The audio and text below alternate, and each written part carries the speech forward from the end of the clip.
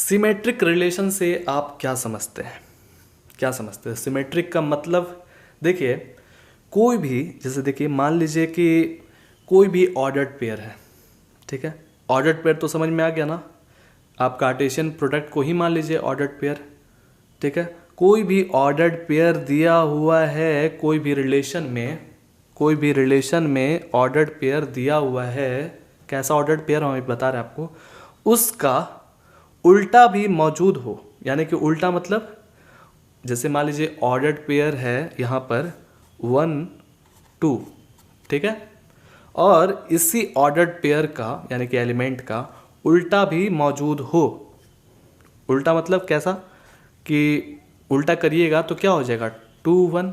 याद है आपने आर इनवर्स थोड़ी देर पहले पढ़ा था, याद करिए। बस वही चीज़ है कि देखिएगा, पहले हम इसको यहाँ पर आपको बता रहे हैं कि R इज इक्वल टू, अगर R इनवर्स हो जाए, ठीक है, कोई भी रिलेशन जो है वो R इनवर्स के बराबर हो जाए तो वो सिमेट्रिक रिलेशन हो जाएगा। जैसे अब यहाँ से फिर से कंटिन्यू करते हैं कि जैसे यहाँ पर हमने 1 2 रखा था, तो इसी रिलेशन में इसके उल्टे भी मौजूद हैं। इसका उल्टा क्या होगा 2 1, 2 को इधर ले आइए, 1 को इधर ले आइए, मौजूद है ना। और क्या हम 1 1 रख सकते हैं? बिल्कुल रख सकते हैं। अगर आप 1 को इधर रखिए चाहे 1 को इधर रखिए, बात बराबर ही आएगा, 1 1 ही आएगा, ठीक है। अगर आप 1 3 रखें, अब आप बताइए क्या हम यहाँ पर रखेंगे, तो इसका उल्टा क्या हो जाएगा 3 1। कितना इजी था, बहुत इजी है ना दोस्तों ये चीज़, सिमेट्रिक रिलेशन, ठीक है। अगर कोई भी रिलेशन आपको ऐसा दिखता है, ठीक है, ऐसा दिखता है जिसके हर एक एलिमेंट के उल्टा मौजूद हो उस रिलेशन में, तो आप उसको सिमेट्रिक रिलेशन कहेंगे, ठीक है। आगे समझ में? अब जैसे कि ध्यान से सुनिएगा, अब हम लोग कुछ यहाँ पर रिलेशन लिखेंगे, ठीक है। कुछ रिलेशन लिखेंगे जो हमने अभी पढ़ा था। जैसे सपोज डैट, मान के चलिए कि अभी हमने क्या पढ़ा था इधर, देखिए इसी में से कोई रिलेशन को उठा करके यहाँ लिखते हैं और उसी में से आपको बताना है कि क्या वो रिलेशन सिमेट्रिक होगा या नहीं, ठीक है। तो चलिए शुरुआत करते हैं, लिखते हैं, ठीक है, अच्छे तरीके से। सपोज डैट हमने मान लिया एक R1 इज इक्वल टू, जल्दी लिखते हैं, मान लीजिए 1 1 है और 1 2 है, 1 3 है, 1 4 है, ठीक है। और इसमें से बताना है आपको तो सिमेट्रिक है या नहीं। ऐसा करते हैं कि इसी रिलेशन में आपको यहाँ पर रिफ्लेक्सिव रिलेशन और सिमेट्रिक रिलेशन भी सीख जाएंगे ताकि आपका प्रैक्टिस अच्छे तरीके से हो जाए। अभी हम लोग थोड़ी देर पहले रिफ्लेक्सिव पढ़े थे ना, याद है रिफ्लेक्सिव में क्या हुआ था कि हर एक एलिमेंट्स के डबलेट्स यानी कि उसी के जैसा एकदम रहना ही चाहिए ऑर्डर्ड पेयर में, ठीक है। इससे पता भी चल जाएगा कि कौन सा आपका सिमेट्रिक है और कौन सा आपका रिफ्लेक्सिव रिलेशन है, ठीक है। तो चलिए सिमेट्रिक चेक करते हैं, ठीक है, सिमेट्रिक चेक करते हैं। तो हमने अभी बताया था कि कोई भी एलिमेंट दिया हुआ है आपके ऑर्डर्ड पेयर में, ठीक है, ऑर्डर्ड पेयर में, तो उसके उल्टे भी होने चाहिए। तो 1 1 का उल्टा यहाँ पर 1 1 मौजूद है, 1 2 का उल्टा, तो आगे देख रहे हैं कि 1 2 का उल्टा कहीं भी मौजूद नहीं है, तो हम लोग आगे नहीं बढ़ेंगे। ऐसा क्यों? क्योंकि हम जान रहे हैं कि इसके कारण जो है पूरा क्वेश्चन रॉन्ग हो गया, ठीक है ना। अब इसके आगे हो भी जाएगा तो उससे कोई मतलब नहीं है, यहीं पर हम रुक जाएंगे और देखेंगे कि 2 1 कहीं भी मौजूद नहीं है। 1 2 का उल्टा 2 1 होगा ना, तो आप बोल दीजिएगा कि ये सिमेट्रिक नहीं है। अब चेक करते हैं कि क्या ये रिफ्लेक्सिव है। तो रिफ्लेक्सिव आपको पता है ना क्या होता है आपके पास। हम कौन से क्वेश्चन के हिसाब से चल रहे हैं? हम उस क्वेश्चन के हिसाब से चल रहे हैं जो अभी हम लोग थोड़ी देर पहले पढ़े थे, 1 2 3 4, ठीक है। तो रिफ्लेक्सिव होने के लिए यहाँ पर क्या क्या चाहिए, 1 1 2 2 3 3 4 4, जो कि है नहीं, यहाँ पर नहीं ना है, दिख रहा है क्या? कहीं नहीं है, तो ये रिफ्लेक्सिव भी नहीं है। आगे समझ में? अब आगे बढ़ते हैं।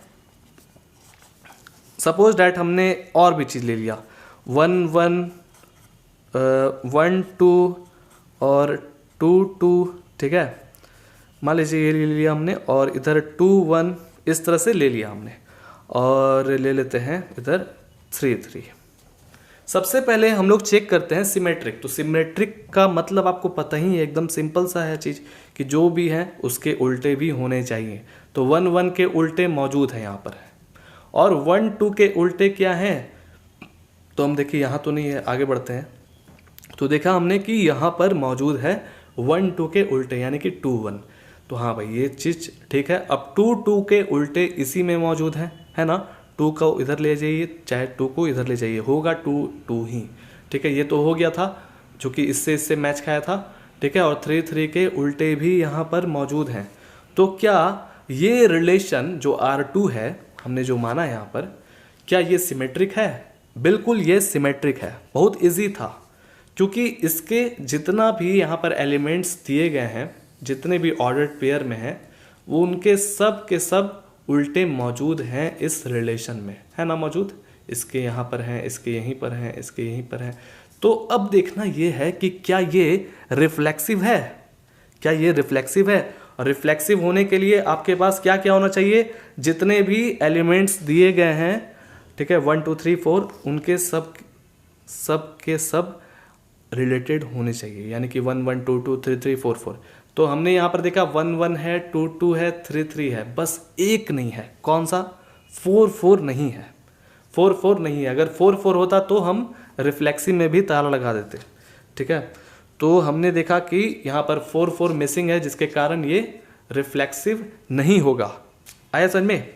अब हम लोग आगे बढ़ते हैं, एक और रिलेशन लेते हैं। ध्यान से सुनिए, एकदम आपका सब चीज़ क्लियर हो जाएगा अच्छे से। ठीक है, और इधर 1 1 हमने ले लिया, 1 2 2 1 2 2 3 3। आप अपने से भी प्रैक्टिस करिएगा, बहुत इजी है दोस्तों।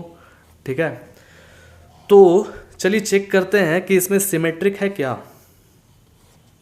सिमेट्रिक तो 1 1 का उल्टा यहाँ पर है मौजूद, 1 2 का उल्टा यहाँ पर है मौजूद, 2 1 है ना दोस्तों, और 2 2 का भी उल्टा मौजूद है, और 3 3 का भी उल्टा मौजूद है, और 2 3 का भी उल्टा है क्या। तो देखिए यहाँ तक हमारा सब चीज़ ठीक चल रहा था, यहाँ से लेकर के यहाँ तक सब चीज़ ठीक चल रहा था। लेकिन यहाँ पर क्या हुआ कि 2 3 आ गया। अब 2 3 का उल्टा क्या 3 2 है? तो हम देख रहे हैं कि 3 2 कहीं भी मौजूद नहीं है। एक के कारण ये पूरा रॉन्ग हो गया, यानी कि ये सिमेट्रिक नहीं है, बिल्कुल भी नहीं है, सिमेट्रिक रिलेशन नहीं है। अब चेक करते हैं कि क्या ये रिफ्लेक्सिव रिलेशन है। तो रिफ्लेक्सिव के लिए आपको पता ही है कि 1 1 होना चाहिए, 2 2 होना चाहिए, 3 3 होना चाहिए, और 4 4 भी होना चाहिए। 4 4 पता है ना क्यों होना चाहिए? क्योंकि हमारे सेट में जो है 4 भी मौजूद है। ठीक है, जबकि यहाँ पर 4 नहीं है, तो ये रिफ्लेक्सिव भी नहीं होगा। आया समझ में? क्लियर है सब चीज़ अच्छे से? अब एक लास्ट एग्जाम्पल लेते हैं। इसमें हमने लिखा 1 1 1 नहीं 2 2 3 3 4 4। बहुत बच्चे की जैसा क्वेश्चन है। अब तो आप आराम से बता देंगे ना, बहुत इजी है। सबसे पहले चेक करते हैं सिमेट्रिक। तो 1 1 का उल्टा इसी में मौजूद है, 2 2 का उल्टा इसी में मौजूद है, 3 3 का उल्टा इसी में मौजूद है, और 4 4 का भी उल्टा इसी में मौजूद है। ठीक है, आ रहा है ना समझ में? तो ये आपका सिमेट्रिक हो जाएगा, ये आपका सिमेट्रिक हो जाएगा, क्योंकि जितने भी ऑर्डर्ड पेयर हमारे पास थे यहाँ पर, जितने भी ऑर्डर्ड पेयर, समझ रहे हैं ना, उसके सारे के सारे उल्टे यहाँ पर मौजूद हैं। अब आते हैं रिफ्लेक्सिव रिलेशन को चेक करते हैं। ठीक है, रिफ्लेक्सिव रिलेशन को चेक करते हैं। तो हमारे पास जो क्वेश्चन था वो 1 2 3 4 सेट दिया हुआ था ना, सेट 1 2 3 4। अब इसी के डबलेट्स अगर मौजूद होंगे इस रिलेशन में, तो ये रिफ्लेक्सिव भी हो जाएंगे। तो 1 1 है, 2 2 है, 3 3 है, 4 4 है। ठीक है, तो जितने भी हमारे पास मतलब कि जो सेट में गिवन दिए हुए थे एलिमेंट्स 1 2 3 4, उन सब के सब 1 2 3 4 के सारे के सारे डबलेट्स मौजूद हैं, यानी कि एकदम जस्ट उसी से रिलेटेड मौजूद है। जो भी हमने यहाँ पर लिखा, जो भी हमने यहाँ पर एलिमेंट लिखा जो कि सेट में दिया हुआ था, सेट ए में 1 2 3 4, उन सारे के सारे उसी के जैसा यहाँ पर डबलेट्स मौजूद हैं। ठीक है, आ गया ना समझ में? तो ये जो है आपका रिफ्लेक्सिव हो जाएगा। क्लियर हो गया? अब थोड़ा सा सिमेट्रिक में और आते हैं। जैसे मान लीजिए, मान के चलते हैं कि क्या ऐसा हो सकता है कि जो सिमेट्रिक हैं क्या वो रिफ्लेक्सिव भी हो सकते हैं? कोई भी ऐसा रिलेशन क्या जरूरी है? देखिए, जरूरी नहीं है, हो भी सकता है, नहीं भी हो सकता है।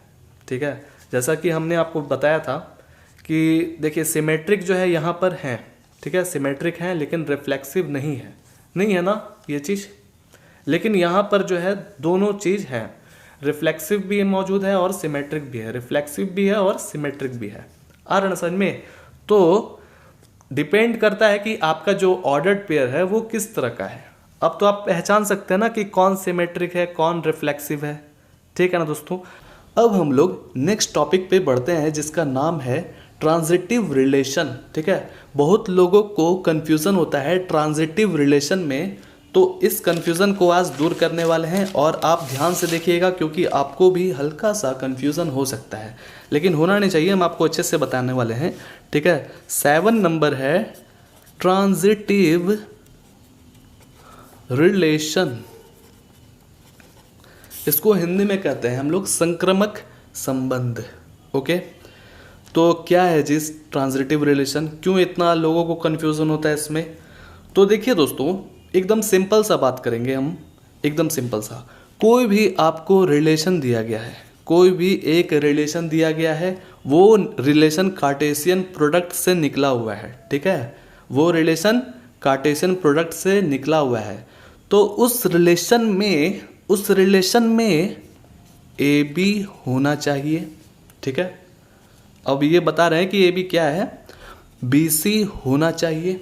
अगर उस रिलेशन में, ध्यान से सुनिएगा एकदम ध्यान से, अगर उस रिलेशन में ए बी भी है, बी सी भी है, तो एकदम कंफर्म जरूरी से क्या होना चाहिए, ए सी भी होना चाहिए। ठीक है, कैसे पता चलेगा? देखिए ए बी सी ये सब चेंज हो सकता है सिचुएशन के हिसाब से, आप कैसे पता लगाएंगे?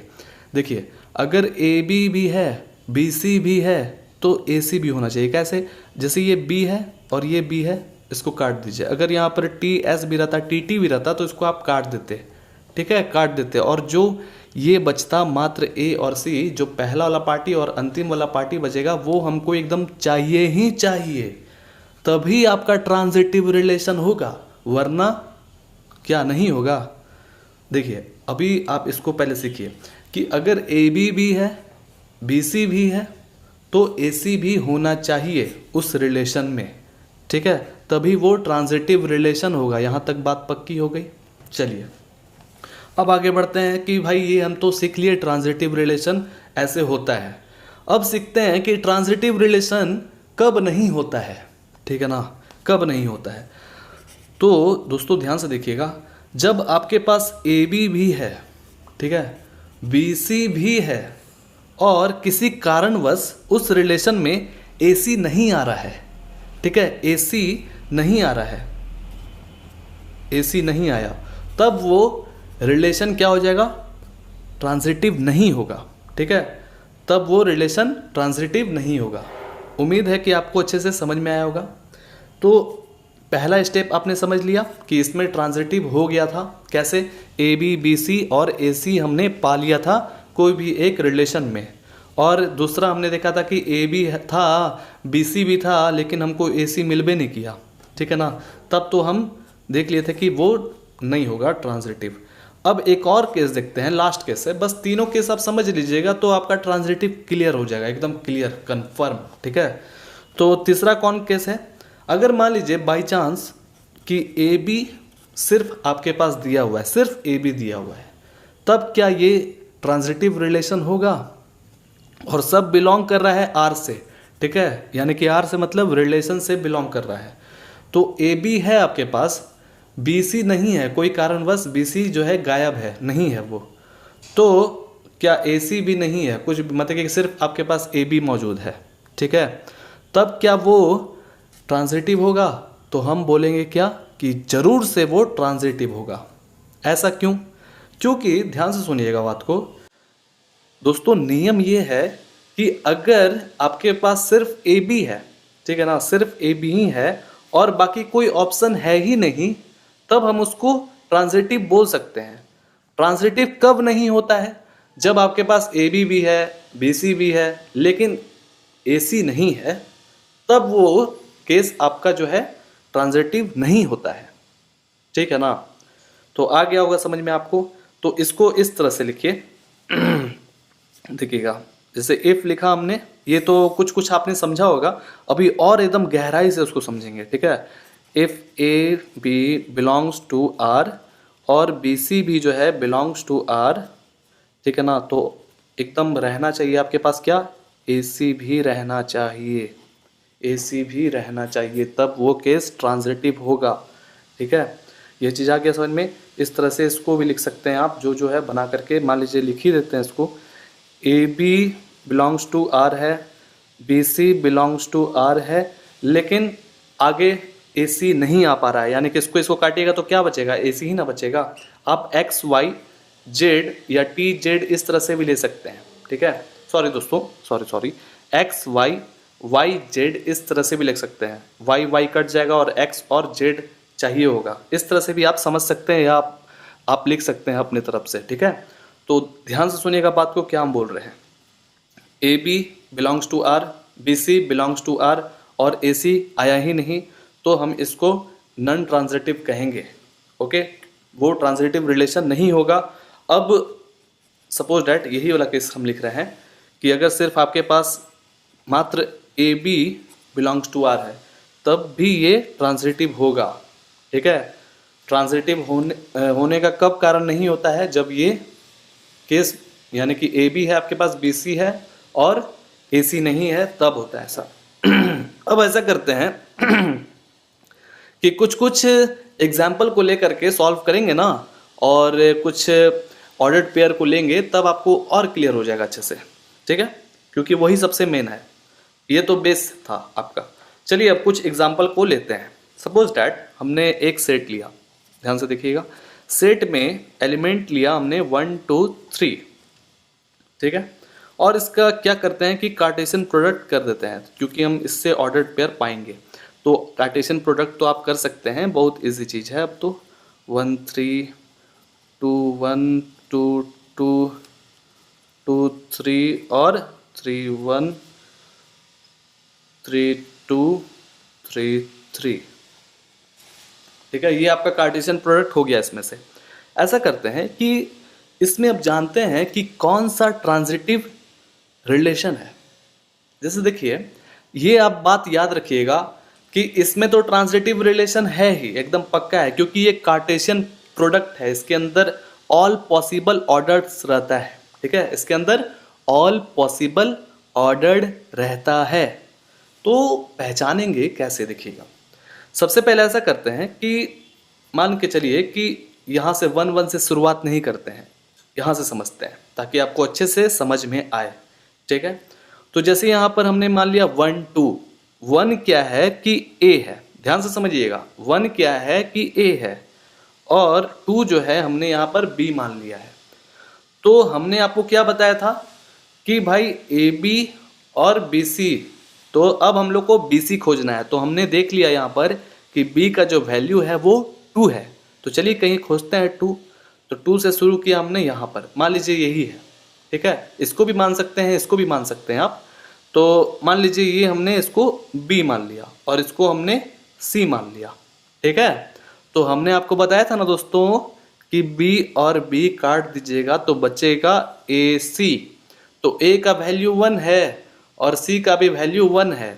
तो आप खोजिए कि इस कार्टेशियन प्रोडक्ट में, यानी कि एक तरह से ये भी रिलेशन है, ठीक है, इस प्रोडक्ट में आपको खोजना है कि कहाँ है हमारे पास 1 और 1। तो हम देख रहे हैं कि भाई यहाँ पर 1 और 1 मिल गया है, हमने यहाँ पर खोज लिया है 1 और 1, ठीक है। अगर सपोज डेट मानते कि 1 2 इसको मान लेते और इधर इसको मान लेते B और इसको मान लेते C, तो क्या होता कि B और ये B कट जाता, यानी कि 2 2 कट जाता और बचता कितना 1 और 3। तो तो 1 और 3 यहाँ पर हमको मिल जाता ना। आ रहा है ना समझ में? तो इसी तरह से आप और भी चीज को खोज सकते हैं। ठीक है, अब ऐसा करते हैं कि 4 5 6 ठो रिलेशन लिखते हैं, रैंडमली उठा लेते हैं इसमें से कोई भी, और उस रिलेशन में क्या करेंगे कि कंपेयरिंग करेंगे। ठीक है, कुछ कुछ जो जो हम लोग पढ़े हैं अभी, आइडेंटिटी, रिफ्लेक्सिव, सिमेट्रिक, ट्रांजिटिव, ये सबको एक जगह रखेंगे और पहचानेंगे कि कौन सा रिलेशन क्या है। ठीक है, जिसमें हम लोग अभी तुरंत पढ़े हैं ट्रांजिटिव, तो उसको पहचानेंगे कि ट्रांजिटिव रिलेशन कौन सा है। इससे आपको और अच्छे से क्लियर होगा। तो चलिए पहचानते हैं हम लोग। ठीक है, तो एग्जाम्पल को लिखा जाए। जैसे हमने यहाँ पर मान लिया कि एक एग्जाम्पल लिया, ठीक है, और सेट ए ले लिया हमने 1 2 3 4। ओके, एकदम आराम से समझिएगा। और देखिए इसका कार्टेशियन प्रोडक्ट हम नहीं करेंगे इस बार, क्योंकि आप लोग जान सकते हैं कि इसका कार्टेशियन प्रोडक्ट क्या होता है। ठीक है ना, हम इसी से रिलेटेड जो जो रिलेशन निकल सकता है वो हम लिख रहे हैं। ठीक है, जैसे हमने क्या किया कि यहाँ पर कुछ रिलेशन लिखा। ठीक है, इसके अंदर 1 1 1 2 सॉरी 1 2 नहीं 2 2 लिखते हैं। ठीक है, और इसमें 3 3 और इसमें 4 4। ठीक है, ये हमने यहाँ पर एक रिलेशन लिखा। और क्या करते हैं ना कि जो जो अभी हम लोग पढ़े हैं ना दोस्तों, जैसे हमने आइडेंटिटी पढ़ा है, रिफ्लेक्सिव पढ़ा है, सिमेट्रिक पढ़ा है और ट्रांजिटिव पढ़ा है। ओके, आ रहा है ना समझ में? तो ऐसा करते हैं कि बताते हैं कि कौन कौन क्या हो सकता है। जैसे कि ध्यान से देखिएगा, इससे आपका रिवीजन भी हो जाएगा, जो जो आपने टाइप्स ऑफ रिलेशन पढ़ा है ना उससे। तो हम लोग यहाँ पर अब चेक करेंगे कि क्या ये आइडेंटिटी है, ठीक है, ये रिलेशन, क्या ये रिफ्लेक्सिव है, क्या ये सिमेट्रिक है, क्या ये ट्रांजिटिव है। ठीक है, आपने ये सब पूरा पढ़ लिया है दोस्तों, बस एक ट्रांजिटिव रह गया है चेक करना, उसको अच्छे से चेक कर लेंगे इस वीडियोस में। ठीक है, तो आपके पास सेट ए में 1 2 3 4 एलिमेंट दिया गया है, नो डाउट। ठीक है, और आपको नियम भी पता है सबका, और इसको अच्छे से आप पढ़ेंगे तो आपका रिवीजन भी हो जाएगा। चलिए शुरू करते हैं। तो देखिए यहाँ पर 1 1 2 2 3 3 4 4 आपके पास ऑर्डर्ड पेयर शामिल है कोई एक रिलेशन में R1 में। आपको यहाँ पर बताना है कि क्या ये आइडेंटिटी है। तो ये बिल्कुल आइडेंटिटी है। क्यों? याद करिए, हमने आपको बताया था कि जितना भी आपके पास सेट के अंदर एलिमेंट दिया गया है, उन सारे के इमेज मौजूद होने चाहिए। जैसे यहाँ पर 1 का जो है 1 मौजूद है, 2 का 2 मौजूद है, 3 का 3 मौजूद है, 4 का 4 मौजूद है, तब ये जो है आपका आइडेंटिटी हो जाएगा। क्या ये रिफ्लेक्सिव है? तो हमने आपको बताया भी था कि ये 1 2 3 4 जो है आपस में एक दूसरे से अपने से ही रिलेटेड होते हैं। 1 का 1 से, 2 का 2 से, 3 का 3 से, 4 का 4 से। ठीक है, और बाकी का हमने ये भी बताया था कि अगर 1 2 भी आ जाए, 2 3 भी आ जाए, 4 4 भी आ जाए, 3 4 भी आ जाए, तो हमें उससे कोई मतलब नहीं है, हम उसको बोलेंगे कि वो रिफ्लेक्सिव है, क्योंकि ये एक दूसरे से क्या हो रहा है, रिलेटेड है दोस्तों। ठीक है, डबलेट सारे के सारे मौजूद हैं, ये तो आप जानते ही होंगे। ठीक है ना, तो अब हम लोग सिमेट्रिक चेक करते हैं। सिमेट्रिक का नियम क्या है कि अगर 1 लिखा हुआ है तो उसका उल्टा भी होना चाहिए। तो 1 का उल्टा 1 यहाँ पर है ही, 1 का उल्टा 1 है ही, 2 का भी उल्टा है यहाँ पर, 2 का भी उल्टा है यहाँ पर, 3 का उल्टा 3 है, 3 का उल्टा 3 है। तो सारे के सारे उल्टे यहाँ पर मौजूद हैं। तो ये केस जो है आपका सिमेट्रिक भी हो गया। अब ये चेक करना है कि क्या ये ट्रांजिटिव है। तो हमने इस तरह का एग्जाम्पल बिल्कुल भी नहीं पढ़ा था। ठीक है ना, तो ट्रांजिटिव हमने आपको बताया था ना कि कब होता है, 2 केस में होता है। कौन कौन से केस में होते हैं दोस्तों? जब ए बी मौजूद है, बी सी मौजूद है, तो ए सी भी होना चाहिए।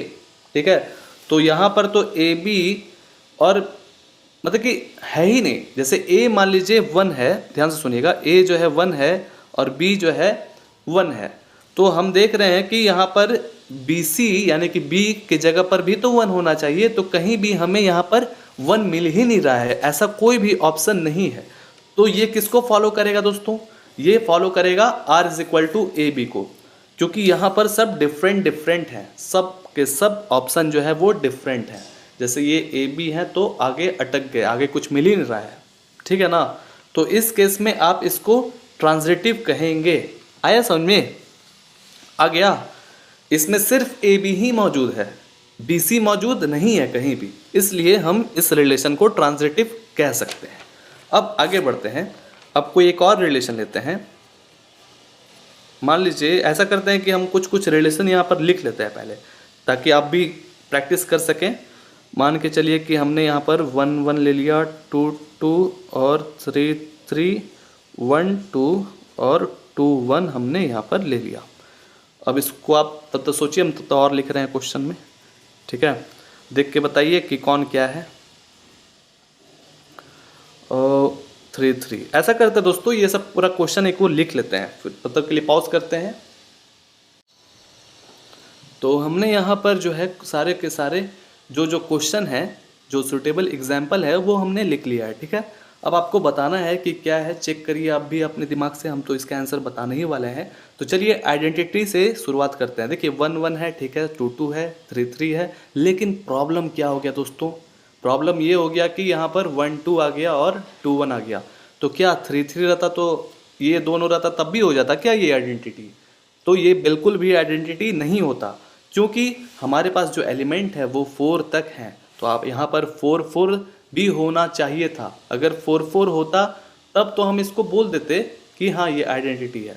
तो दोनों केस से ये गया। पहली बात तो ये 4 4 भी नहीं है, और दूसरी बात कि इसमें जो फालतू एलिमेंट है यानी कि 1 2 और 2 1 मौजूद है, तो ये आइडेंटिटी बिल्कुल भी नहीं होगा। तो रिफ्लेक्सिव चेक करते हैं। रिफ्लेक्सिव का मेथड यही आपको पता है कि क्या होता है कि 1 1 है, 2 2 है, 3 3 है, हाँ भाई सब एक दूसरे से यहाँ तक तो मौजूद हैं, लेकिन हम यहाँ पर देख रहे हैं कि मिसिंग है हमारे पास कौन सा मौजूद है? नहीं है। 4 4 हमारे पास मौजूद नहीं है दोस्तों, ठीक है। सारे के सारे डबलेट यहाँ तक 3 तक उपलब्ध हैं, लेकिन क्या हुआ कि एक प्रॉब्लम कि 4 4 मौजूद नहीं है, जिसके कारण ये जो है रिफ्लेक्सिव नहीं होगा, ठीक है।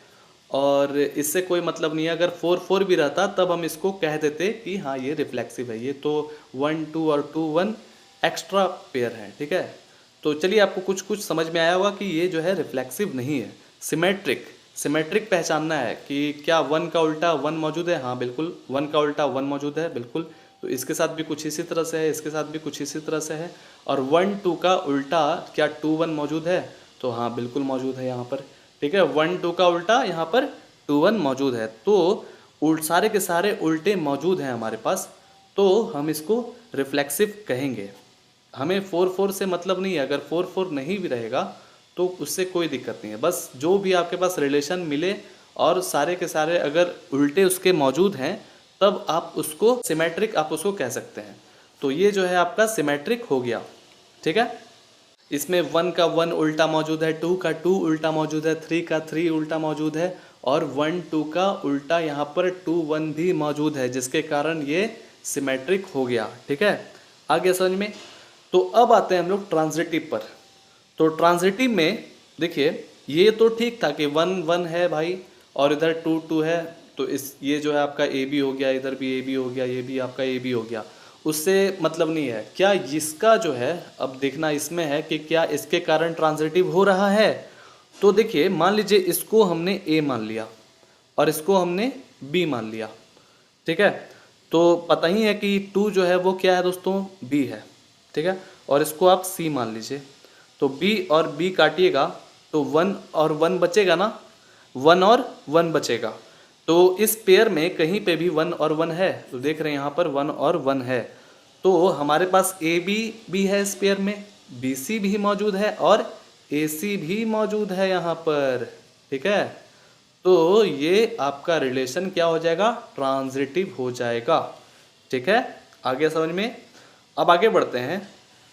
तो बताइए जल्दी से, आइडेंटिटी है 1 1 2 2 3 3 4 4, यहाँ तक तो ठीक था बिल्कुल। बस ये दोनों अगर नहीं रहता तब हम इसको कह देते कि हाँ आइडेंटिटी है, लेकिन ये दोनों आने के कारण ये पूरा का पूरा बर्बाद हो गया, ये आइडेंटिटी नहीं है, ठीक है। ये तो बहुत इजी चीज़ है दोस्तों। अब आते हैं रिफ्लेक्सिव पे। रिफ्लेक्सिव में जितना भी एलिमेंट हमारे पास हैं सब के सब उसके जैसे मौजूद हैं, सारे के सारे उसी के जैसे, यानी कि डबलेट्स मौजूद हैं, तो 1 1 2 2 3 3 4 4 मौजूद हैं क्या, देखते हैं चलिए। 1 1 2 2 3 3 4 4 मौजूद हैं, और बाकी हैं भी तो उससे कोई हमें मतलब नहीं है, कोई ऑब्जेक्शन नहीं है, तो ये रिफ्लेक्सिव आपका हो गया। ठीक है, उम्मीद है कि आपका अच्छे से रिवीजन हो रहा होगा, ध्यान से देखिएगा, मज़ा आ रहा होगा आपको। अब आते हैं सिमेट्रिक में। सिमेट्रिक में 1 1 का उल्टा 1 1, 2 2 का उल्टा 2 2, 3 3 का उल्टा 3 3, 4 4 का उल्टा 4 4, और 1 2 का उल्टा इधर 2 1 भी मौजूद है दोस्तों, तो ये आपका सिमेट्रिक हो जाएगा। ठीक है, अब आते हैं ट्रांजिटिव पे, तो 1 1 को तो नहीं लेंगे, 2 2 को भी नहीं लेंगे, 3 3 को भी नहीं लेंगे, 4 4 को भी नहीं लेंगे, क्योंकि ये सब पूरा एक तरह से ए बी टाइप का लग रहा है, पूरा डिफरेंट है। अब इसको देखिए, ये जो है आपका मान लेते हैं ए है, और इसको आप मान लीजिए 2 को बी। ठीक है, दिख रहा है ना अच्छे से, और 2 को हमने जैसा बी माना था, और इसको हम लोग मान लेते हैं सी, तो बी और बी काट दीजिए, यानी कि 2 2 कट जाएगा, तो बचेगा क्या, 1 और 1 बचेगा। तो इस रिलेशन में कहीं भी 1 1 है तो यहाँ पर मौजूद है। ठीक है, तो इसको हम ट्रांजिटिव फटाक से कह देंगे। आ गया समझ में दोस्तों। अब चलिए आगे बढ़ते हैं। इसमें देखिए R4 में, यानी कि रिलेशन, चौथा नंबर रिलेशन में, अब आपको बताना है कि क्या ये आइडेंटिटी है। बिल्कुल भी नहीं है, क्योंकि यहाँ पर 1 2 है, अगर 1 1 रहता तब बोलते भी, तो ये बिल्कुल भी नहीं आइडेंटिटी, हम आगे नहीं देखेंगे। ठीक है, और अब बताइए कि क्या ये रिफ्लेक्सिव है, तो हम देख रहे हैं कि 1 1 2 2 3 3 4 4 इस ऑप्शन में कहीं है ही नहीं, तो ये रिफ्लेक्सिव नहीं है, बिल्कुल भी नहीं है, हो ही नहीं सकता।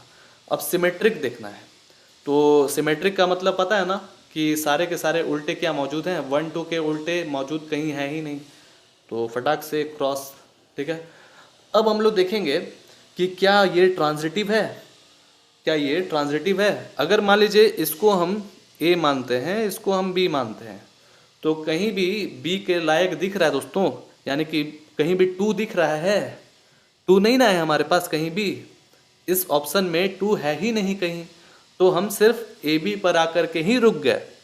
अगर हम सिर्फ ए बी पर आके ही रुक जाएंगे तब भी वो ट्रांजिटिव होगा, जिसमें सिर्फ ए बी मौजूद है तब भी वो ट्रांजिटिव होता है, हमने आपको बताया भी था, तो ये ट्रांजिटिव है। ठीक है, अब आते हैं हम लोग, ये थोड़ा डिफरेंट टाइप का है।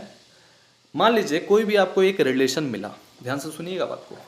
मान लीजिए कोई भी आपको एक रिलेशन मिला और उसमें कार्टेशियन प्रोडक्ट है, आपको पता है ना कार्टेशियन प्रोडक्ट में पूरा का पूरा एलिमेंट होता है दोस्तों, पूरा का पूरा ऑर्डर्ड पेयर का एलिमेंट होता है।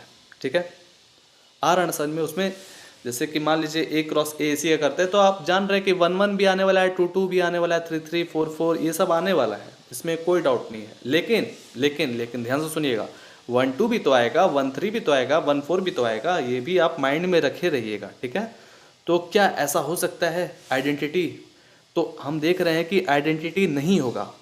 क्यों नहीं होगा, उसमें तो 1 1 2 2 3 3 4 4 आता है, तो ए क्रॉस ए में क्यों नहीं होगा, क्योंकि हम अभी आपको बताए थे कि जितने भी एलिमेंट दिए गए हैं पेयर के, ठीक है, जितने भी एलिमेंट दिए गए हैं पेयर के सारे इमेजेस होने चाहिए, और उसके अलावा फालतू चीज़ नहीं होने चाहिए। ठीक है, जैसा कि मान लीजिए हम यहाँ पर दिखा रहे हैं आपको, मान लीजिए 1 1 आता, 2 2 आ जाता, 3 3 आ जाता, और 4 4 भी आ जाता। ठीक है, लेकिन इसमें अगर आप कार्टेशियन प्रोडक्ट करते हैं तो 1 2 भी तो आएगा, 2 3 भी तो आएगा, तो ये चीज़ नहीं होना चाहिए, ये चीज़ नहीं होना चाहिए आइडेंटिटी के केस में।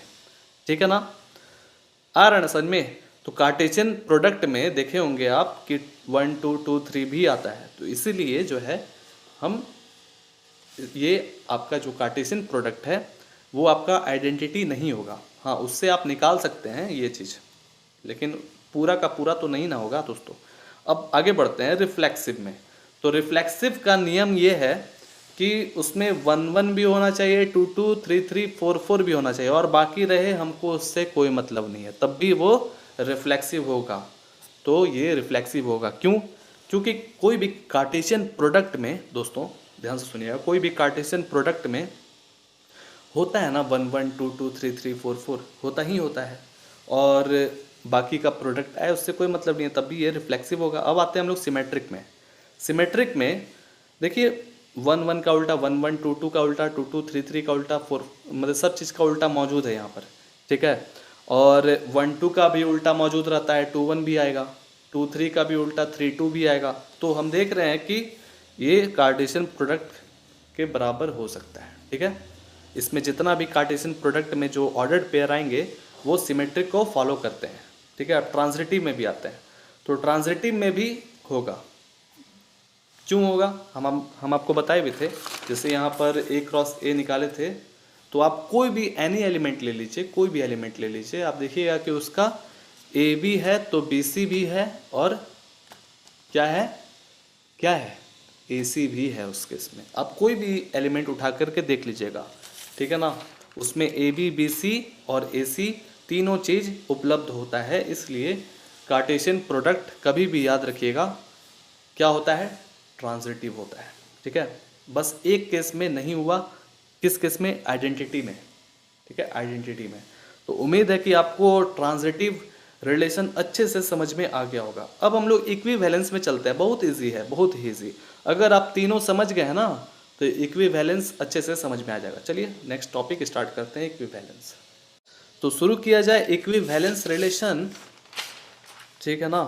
तो 8 नंबर हमारा जो लास्ट टॉपिक है, इक्विवेलेंस, इक्विवेलेंस रिलेशन, ओके।